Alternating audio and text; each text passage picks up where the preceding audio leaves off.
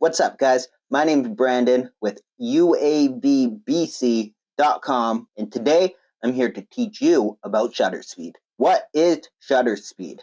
Well, shutter speed is how long your shutter will stay open to expose to the light. Think of it like blinking. You blink, can't see nothing. You open your eyes, the light comes in, and you can see everything in full focus. Blink quickly, and you freeze the motion. Blink slowly, and everything starts to blur. In drones and typical cameras, shutter speed is measured in fractions of a second. Fast shutter speed, like 1/1000th of a second, lets in very little light and freezes motion. That's great for sharp photos or fast-moving subjects, like if you're shooting a sports game or wildlife, but in your video, it often looks too sharp or jittery and janky, glitchy footage, and it doesn't look ideal. This is because there is no natural motion blur. Using a slower shutter speed, like 1/30th of a second or 1/60th of a second, will let in more light and creates a smooth motion blur. That blur is what will give your drone footage that cinematic, smooth,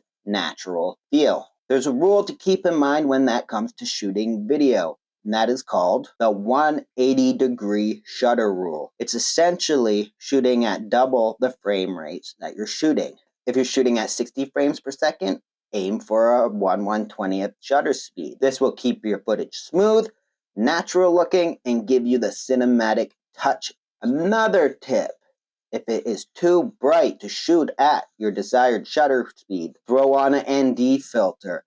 This will allow you to push your shutter speeds and give you nice, natural, clean footage. The ND filters act like sunglasses for your camera or drone. They will cut off the light so you can keep a good shutter speed. Reality is, shutter speed shapes the look and feel of your footage, and it is one of the most important settings on your camera, whether you're shooting high-quality drone footage or right out of the camera. Like, share, subscribe, share this with a friend, and stay tuned for more videos.